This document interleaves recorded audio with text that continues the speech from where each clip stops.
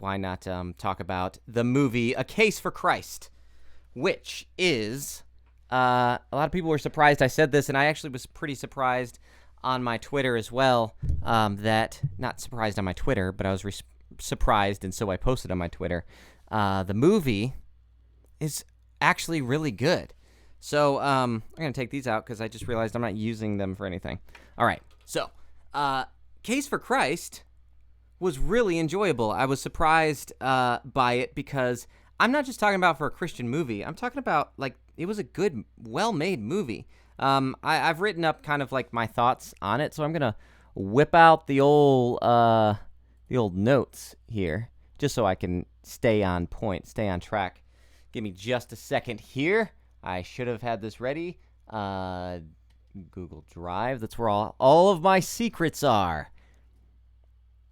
Man, if any of you guys have worked with OBS Studio, this is my first time using it, so maybe you'll give me some advice on how to make the lag a little bit better than it is, because I've not been live streaming for long, but that's what I'm using, and I'm enjoying it very much. Okay, so one of the things about Pureflix and their movies is that, or really any Christian movie, because the thing is that whenever I go in, even though I'm very critical of Christian movies, I often am like, I still, when I watch, I'm like, well, this is pretty good for a Christian movie, and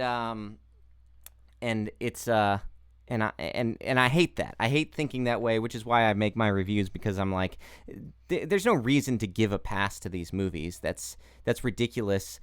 People are people, and everybody can make things and be excellent and stuff. And as many of you probably know, I can be probably I'm I keep stopping because I'm looking back at what you guys are saying, and you guys are having having some great conversations and calling me gay and whatnot, and I appreciate that very much. That's very good. All right, so what am I saying? The thing is that, as many of you know, that I'm very much a free market economic lover. I love the free market economics, and I don't believe in anybody getting a pass just because of one thing or another thing. Like, you make something that people want, or you don't make something that people want, and if people want to review that thing and say like, hey, this isn't very good, everybody don't check out this movie, or here's the problem with this movie, or whatever product it is. Product reviews are just kind of the basis of the free market, and I love that sort of thing, and I love making my reviews because I get to point that out, and just because you're a Christian doesn't mean that you get some sort of pass. And the reason for that is because I think that if people hold something to a high standard, then they're going to keep making that thing. And people, if you educate audiences and say, hey, guys, ask for something better. If we go into a movie and we say, hey, check this movie out because it's well done, then I think that's better than saying, check this out because it agrees with me. I just think that's a stupid way to approach something like that. So, all right, let's begin by just talking about this movie. Why did I like it? Well, this movie was, it was just, one of the things that I liked the most about it was the aesthetic of the film. Like, oftentimes, I mean, we just talked about, what was it? I'm Not Ashamed. And that movie was supposed to be around supposed to take place in the 90s. And it so obviously took place in modern day, and they were trying to make you feel like it was the 90s, but it really didn't feel like it was the 90s to me. So I made several jokes about that in my review of it, and I started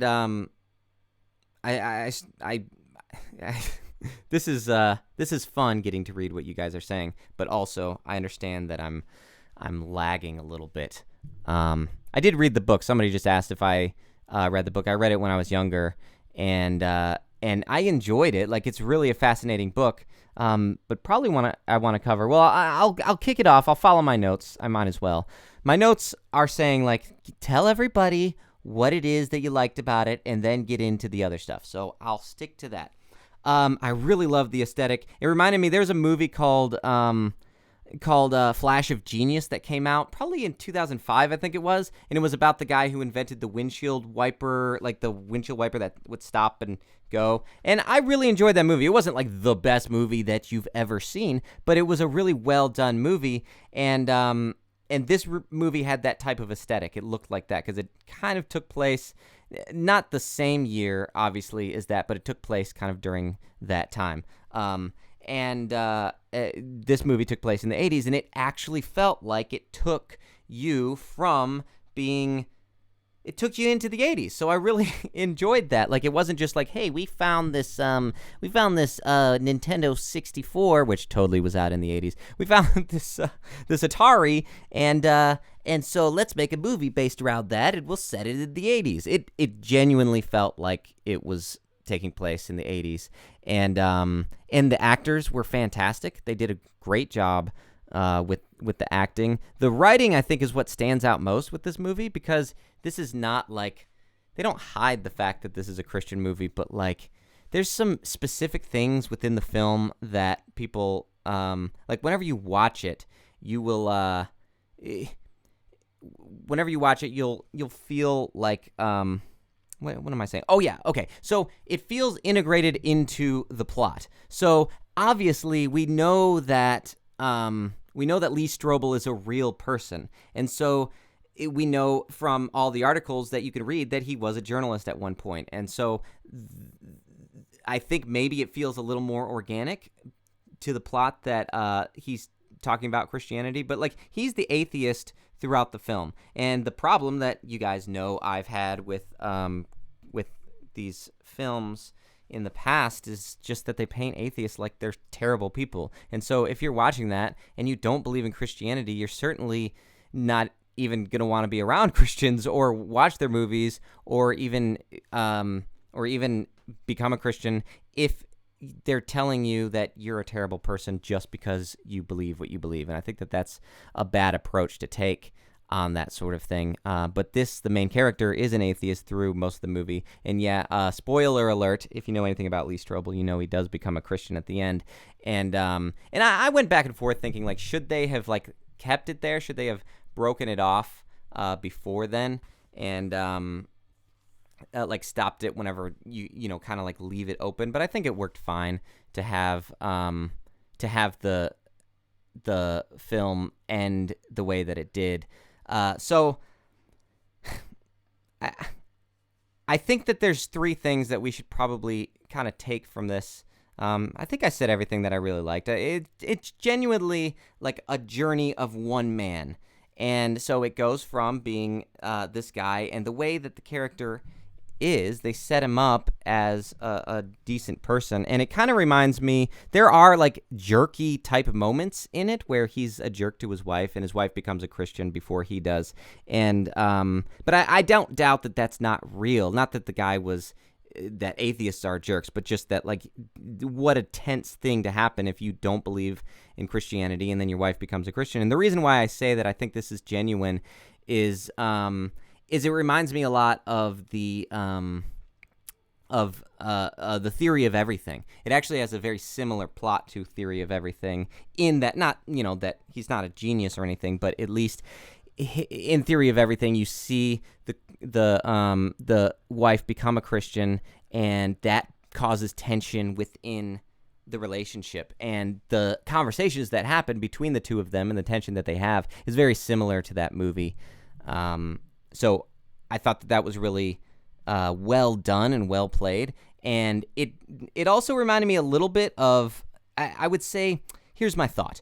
I would say that this movie is, I'm reading this so that I stick to what I was planning on saying from the beginning. I would say that it kind of has the religious tension as Theory of Everything, along with like the journalistic intrigue that the Da Vinci Code and Spotlight have. Now, I'm not saying that that this movie is as good as those movies, because those movies are like Academy Award nominated films. However, I do think that this movie clearly took like actual quality movies as inspiration, and went on that journey of this journalist who is kind of trying to figure out what it is that he really believes. And I think so I say all that to say that the first thing to take away from this is that I don't believe that Christians should go see this movie because it's a Christian movie. But I think anybody should go see this movie because it's a well-made movie and it's an enjoyable movie. And there's a few parts that were probably a little slow, but like, do yourself a favor and check out the film if you want to, or don't. But as somebody who rarely recommends Christian movies, and the ones that I have recommended have been kind of like, hey, this isn't so bad for a Christian movie. This is a really well-made film. Just a good film. It's just a really good film, and I think see this movie if you'd like to see a good film. The second thing that I think we should take away from is that this movie is not going to change the world. And one of the frustrating things about the book, The Case for Christ, is that most people who own that book are probably atheists or agnostics who have friends who are Christians and friends who they got into a Facebook fight with at one point, and then they decided to, the Christian decided to give them this book thinking that it was some sort of end-all, hey, here you go, this is proof that God is real and you'll be changed through this. I think the movie presents some really interesting and intriguing arguments within the context of you're enjoying exploring what this guy is exploring and you're finding stuff out along the way, but it by no means proves, you're not going to come out of the theater and say, well, it's been proven God is real. That's not what the movie, maybe that's what the people who are distributing the movie at Pureflix think they're going to do. But I would encourage Christians not to look at this as that type of movie. I think it's important to look at it as a good story. It's one man's journey, and his faith is represented in that. But I think that I think it's important not to think that that you're going to somehow trick people into believing what you believe because of this movie. But if you look at it that way, I think that's a healthy approach to the film. This is an easily refuted film if you think that this movie is going to convince anybody of Christianity, and the reason for that is that there's a very emotional aspect to the movie. In fact, I feel like the wife in the movie becomes a Christian out of emotion very much, and it could be argued that her conversion comes through her feeling very emotional and being worried about her children, and then he's like, well, what are you doing? And decides to go and investigate whether or not this whole thing is real. He doesn't believe it's real, so he's really out to prove that Christianity the stuff in the Bible, that Jesus wasn't a real person, and that Christianity and the basis of Christianity isn't something that we should be giving any credence to. And as a journalist, he feels like it's important to question everything. And the movie, while it does play that up as a good thing, I feel like there are moments where he kind of seems to apologize for it. And the thing with her conversion is that it seems like it could have been any religion.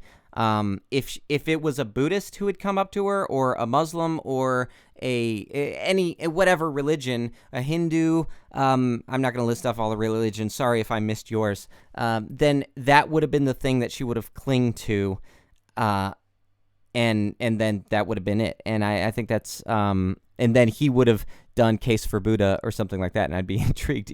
As a man who has not written a book about another religion, I would be curious to know how that scenario would have gone had he pursued that path instead. But I'm saying all that to say that I think the movie presents a lot of great questions. I think it gives a lot of interesting material and some good answers to historical questions. But if you well, actually, that brings me to my third point, which is that I don't think that this movie should be taken as some sort of substitute for your own research. And on my Patreon, patreon.com/SayGoodnightKev, that's a plug that I wasn't planning on doing. Sorry, I don't mean to be a sellout here. On my Patreon, my kind of tagline is that I'm encouraging people to think for themselves. And I genuinely believe that. Like, I don't want I know people do this, and that's okay because it makes me money, but I don't want my reviews to be something that you share with people and say, like, hey, see, here's proof that this movie isn't any good. Like, I think it's important. And I've had people say to me, like, hey, I watched your reviews. I hadn't really thought about this type of thing. Now that I think about it, now that I think about it, I'm now watching movies and coming to my own conclusions on that. And that's what I want more than anything else, is to see people thinking for themselves. And so I think that it's important not to use this movie as a substitute for doing your own research or doing your own thinking. It's a great starting place to check out what he's saying and to kind of like fact check Lee Strobel and his findings. One of the parts of the movie that I didn't like was that he seems to at one point kind of, when the field moment, when he becomes a Christian, he repents at that point, and he's like, I'm sorry. And not that it's wrong that he repents. Like, I think maybe what they're implying is that he's repenting for the way he treated his wife during that time. But what that could be taken as is him repenting for the research that he did and for questioning and going at this whole thing with a mentality of skepticism. And I don't think anybody should ever apologize for that. I think that's something that you should approach. Anybody who's coming to you and saying, hey, guess what? I got this book that has all the answers for you. Then don't believe what somebody comes to say to you. Like, I think even if you are a Christian, you should maintain a level of skepticism and towards anybody who's claiming, hey, I got a religion for you. It's going to be great. So I say that to say I think that's something that should be taken away from the movie. Taking an honest, skeptical approach to anyone who seems to be selling religion is a good thing. Don't say, well, I guess Lee... Okay, so don't say, well, I guess Lee Strobel probably did all the research that needs to be done. I'll just take his word and hitch my wagon to him physically and figuratively. Just don't hitch wagons to human beings. That's not a good idea. And then also don't just attach yourself to an ideology and say, I'm just going to believe anything that this ideology says. I'm not going to question anything anymore. I'm just going to connect myself to this, and no matter what happens, I believe this thing. Your faith has to be your own. And if you have doubts, you should probably that's fine. I'm just reading you guys' comments again because you're having some good conversation in there, and I like that, and I want to make sure I'm covering anything that you're wanting to know about. But this movie definitely is Lee Strobel's journey, and I just was amazed by the writing. There's one specific thing. Somebody said that they're not a historian, but Lee Strobel's not either. One thing, he's a journalist and he talked to a lot of historians and stuff, but is it a dirty film? It's not. It actually, there was one part where, someone asked if I liked it. I did really like the movie. There was one part where he said heck, and if he wasn't a believer, he wouldn't have said heck in this particular situation. And so I was like, this is, that took me out of the movie for a second. There was one thing that, what was it? Let's see, I said, his life's journey. I don't know where I was going with that. So anyway, I think that I think that kind of covers everything that I thought about the movie. I thought that the actors were really good. I remember. There was one part where they show in the background this the old how many licks does it take to get to the center of a juicy pop, of a Tootsie Pop.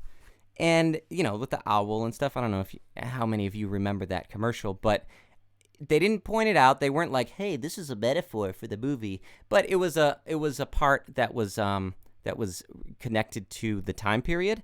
So it was, yeah, sure, it kind of puts you in the mindset that, oh yeah, this is 1980. But also, it's kind of a metaphor for the movie in and of itself, because that commercial, that Tootsie Pop commercial, is asking kind of an existential, unanswerable question, and a journey of eating a Tootsie Pop is kind of something that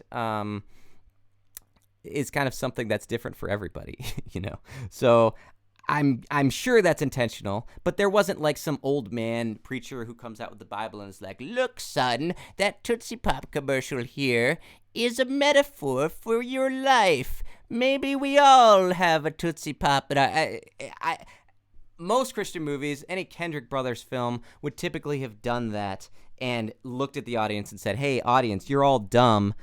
Jesus is a Tootsie Pop, and here's the dealio." And they didn't do that, and I appreciated that. And there's a lot of little things like that. Yes, 1, 2, crunch, 3 licks. There were several little things like that I was like, wow, this writing is another level of writing that typically you don't find in a Christian movie. I haven't seen a single movie that's a Christian movie that doesn't just lay things out like that. Now, obviously, there are a lot of like Christian stuff in the movie, but again, I don't think it's much more than what you had in Theory of Everything, and I thought Theory of Everything handled that really well. Maybe a little more than Theory of Everything. But not much. I think it's a great example of how, like, even if you don't believe in Christianity and or whatever, even if you don't agree with the film, like, it doesn't tell you that you have to agree, I think is what's interesting. But it opens up your mind to ask a lot of questions, and it shows one man's journey. But again, this movie is easily refuted. If I was needing to refute it, Christians out there, you're gonna end up with people coming back and saying, "Look, this is just," I mean, because even his conversion can be written off as an emotional decision, because maybe he's trying to save his marriage and that sort of thing, and he just at some point decides, hey, maybe this fight isn't worth fighting. But again, that's an argument for the actual conversion of Lee Strobel, and not so much an argument against the movie. I thought the movie told his story well. One of the things that I really loved about it is that there was solid atheist representation in the film that wasn't made to look like the worst person ever. Lee Strobel, again, is the atheist in the film, and there were several times where, because I tend to like kind of put on my skeptic glasses when I watch these Christian movies. Maybe I've ruined my brain, and that's just what I do because I make these reviews. But like, I was watching it, and I was thinking like, if I were being skeptical in this particular moment, I would say this, and then Lee's character said that, and it's like, oh, good, somebody's reasonable here, kind of hanging a lantern sort of thing, but like definitely wasn't presented like that was a bad thing that he was saying that. Like, look, yeah, you said that, but this doesn't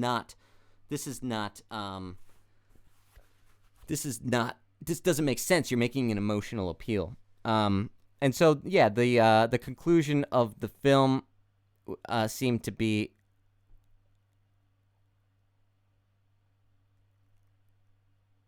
the conclusion of the film seemed to be pretty. Sorry, reading again. This is fun. This is awesome. You guys are great. I wish that I was getting the feed in real time. It seems to be a little delayed, or at least what you guys are seeing is a little delayed.